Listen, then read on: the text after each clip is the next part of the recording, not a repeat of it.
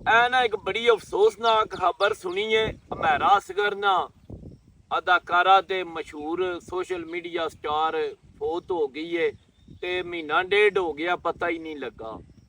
ਇਹ ਨਾ ਕਲੀਆਂ ਰਹਿਣੇ ਦੇ ਨੁਕਸਾਨਾਤ ਨੇ। ਮਾਂ ਪਿਓ ਭੈਣਾਂ ਭਰਾਵਾਂ ਨਾਲ ਜਿਸ ਵੇ ਇਨਸਾਨ ਰਿੰਝ ਹੁੰਦਾ ਹੈ ਨਾ ਤੇ ਅਲੱਗਾ ਰਹਿਣ ਲੱਗ ਪੈਂਦਾ ਹੈ।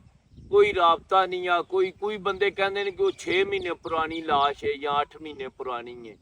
ਜੇ 1 ਮਹੀਨਾ ਵੀ ਪੁਰਾਣੀ ਹੈ, ਇਹਦੇ ਤੋਂ ਇਬਰਤਨਾਕ ਕਿਹੜਾ ਮੰਜ਼ਰ ਹੋ ਸਕਦਾ ਹੈ ਕਿ ਨਾ ਹੁਣ ਉਹ ਲਾਸ਼ ਕਾਬਲੇ ਸ਼ਨਾਖਤ ਹੈ, ਨਾ ਉਹਦੇ ਕੋਲੇ ਕੋਈ ਬੰਦਾ ਜਾ ਸਕਦਾ ਹੈ। ਪਤਾ ਨਹੀਂ ਸਾਡਾ ਇਨਸਾਨ ਤਰੱਕੀ ਦੇ ਨਾ ਖਾਬ ਲੈ ਕੇ ਕਿਹੜੀ ਤਰਫ ਜਾ ਰਿਹਾ ਤੇ ਕਿੱਧਰ ਜਾ ਰਿਹਾ। ਇਹ ਗੱਲ ਸਮਝ ਤੋਂ ਨਾ ਬਾਲਾਤਾਰ ਹੋ ਗਈ ਹੈ ਤੇ ਵਕਤ ਤੱਕ ਜੂੰ ਤਰੱਕੀ ਪਿਆ ਕਰਦਾ। ਮਿਲੀਅਨ ਦੀ ਜੋ ਸੋਸ਼ਲ ਮੀਡੀਆ ਦੇ ਫਾਲੋਵਰ ਹੁੰਦੇ ਨੇ, ਕਰੋੜਾਂ ਦੁਨੀਆ ਤੁਹਾਨੂੰ ਵੱਡੀਆਂ ਸਕਰੀਨਾਂ ਟੀਵੀ ਫਿਲਮ ਤੇ ਵੇਖਦੀ ਹੈ, ਲੇਕਿਨ ਜਿਸ ਵੇਲੇ ਤੁਹਾਡਾ ਆਖਰੀ ਵਕਤ ਆਉਂਦਾ, ਕਿਸੇ ਇਨਸਾਨ ਦੀ ਜ਼ਰੂਰਤ ਹੁੰਦੀ ਹੈ, ਉਸ ਵੇਲੇ ਤੁਹਾਡੇ ਕੋਲ ਇੱਕ ਬੰਦਾ ਵੀ ਨਹੀਂ ਰਹਿੰਦਾ।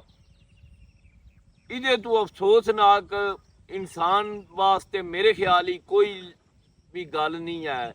ਇਹ ਲਮੀਆ ਫਿਕਰੀਆ ਸਾਡੇ ਸਾਰਿਆਂ ਵਾਸਤੇ।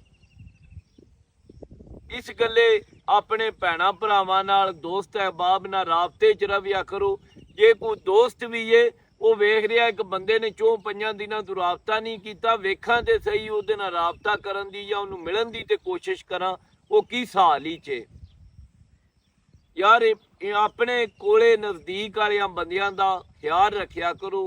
ਉਹਨਾਂ ਦਾ ਦੁੱਖ ਸੁੱਖ ਦੇ ਸਾਥੀ ਬਣੋ। ਉਹਨਾਂ ਦੇ ਦੋਸਤ ਤੇ ਉਹ ਹੁੰਦਾ ਜਿਹਨੂੰ ਬੋਲਣ, ਦੋਸਤ ਨਾ ਵੀ ਬੋਲੇ ਉਹਦਾ ਬਾਡੀ ਲੈਂਗੁਏਜ ਤੁਸੀਂ ਸਮਝ ਆ ਜਾਣੀ ਚਾਹੀਦੀ ਹੈ।